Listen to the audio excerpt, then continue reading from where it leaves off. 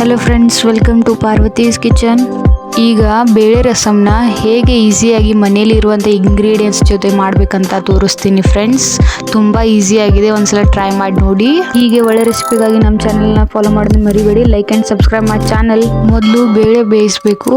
ನೋಡಿ, ಕುದಿಯೋ ನೀರಲ್ಲಿ ತೊಗರಿಬೇಳೆ ಮತ್ತು ಹೆಸರುಬೇಳೆ ಮತ್ತು 2-3 ಟೊಮ್ಯಾಟೊ ಕೂಡ ಹಾಕಿದ್ದೀನಿ.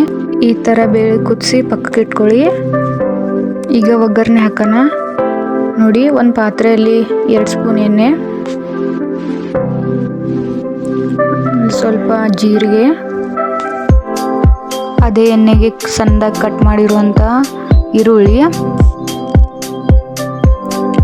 ಹಾಕಿ ಹಸಿ ವಾಸನೆ ಹೋಗುವವರೆಗೂ ಚೆನ್ನಾಗಿ ಫ್ರೈ ಮಾಡಿ. ಅದೇ ಎಣ್ಣೆಗೆ ಸ್ವಲ್ಪ ಕರಿಬೇವು.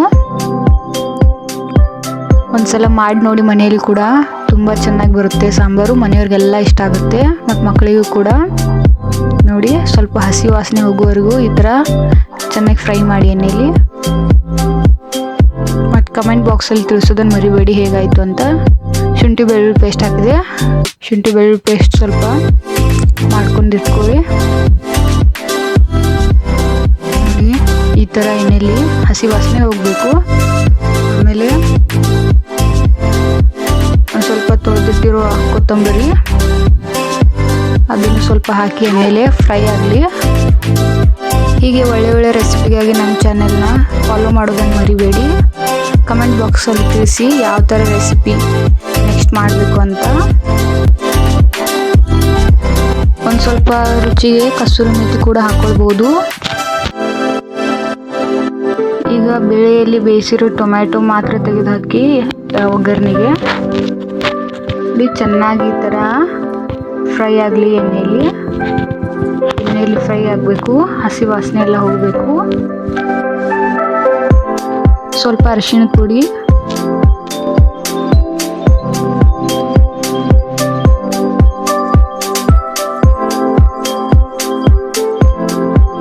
ನಿಮಗೆ ಎಷ್ಟು ಬೇಕೋ ಅಷ್ಟು ರುಚಿಗೆ ತಕ್ಕಷ್ಟು ಖಾರದ ಪುಡಿ ಹಾಕೊಳ್ಳಿ.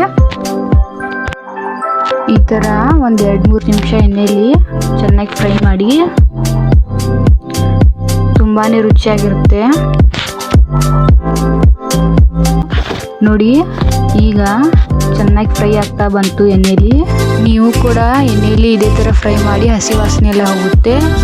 ಹಾಗೆ ಆ ಬೇಳೆಯನ್ನು ಕೂಡ ಈ ಒಗ್ಗರಣೆಯಲ್ಲಿ ಹಾಕಿ ಫ್ರೈ ಆದಾಗಿದೆ. ಮಸಾಲೆ ಈಗ ಬೇಳೆ ಹಾಕಿ ಸ್ವಲ್ಪ ಫ್ರೈ ಆಗಲಿ. ನೋಡಿ, ಈ ಥರ ಒಳ್ಳೆ ರೆಸಿಪಿಗಾಗಿ ನಮ್ಮ ಚಾನಲ್ನ ಫಾಲೋ ಮಾಡೋದನ್ನು ಮರಿಬೇಡಿ. ಹಾಗೂ ಕಮೆಂಟ್ ಸೆಕ್ಷನಲ್ಲಿ ತಿಳಿಸಿ ಮುಂದಿನ ಯಾವ ರೆಸಿಪಿ ಬೇಕು ಅಂತ. ರಸಮ್ಗೆ ಸ್ವಲ್ಪ ಕುದಿಯುವಾಗ ನೀರು ಹಾಕ್ಕೊಳ್ಳಿ.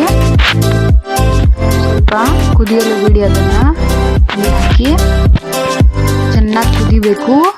ಮೀಡಿಯಮ್ ಫ್ಲೇಮಲ್ಲಿ ಇಡಿ. ನೋಡಿ ಯಾವ ಥರ ಆಗಿದೆ ಅಂತ ನೋಡ್ಬೋದು.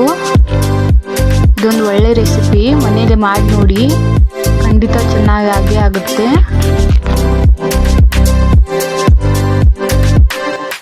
ರಸಮ್ ಕುದಿಯುವಾಗ ಮೇಲಿಂದ ಸ್ವಲ್ಪ ಕೊತ್ತಂಬರಿ ಕೂಡ ಹಾಕ್ಕೊಳ್ಬೋದು, ಟೇಸ್ಟ್ ಹೆಚ್ಚಾಗುತ್ತೆ. ನೋಡಿ, ಹಾಕಿ ಮಿಕ್ಸ್ ಮಾಡಿ.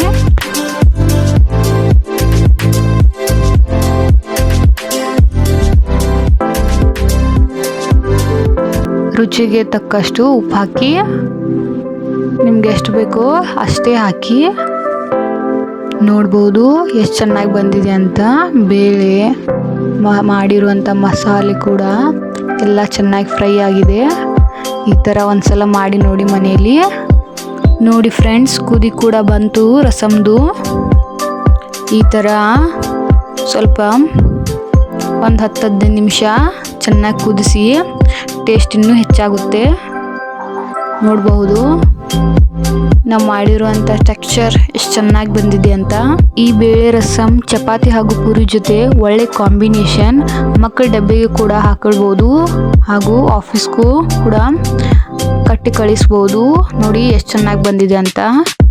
ಈಗ ಸರ್ವ್ ಮಾಡ್ತೀನಿ ಫ್ರೆಂಡ್ಸ್. ನನ್ನ ಚಾನೆಲ್ನ ಫಾಲೋ ಮಾಡೋದನ್ನು ಮರಿಬೇಡಿ. Like and subscribe my channel. Next ಯಾವ ರೆಸಿಪಿ ಬೇಕಂತ ಕಮೆಂಟ್ ಸೆಕ್ಷನಲ್ಲಿ ತಿಳಿಸಿ. Bye friends.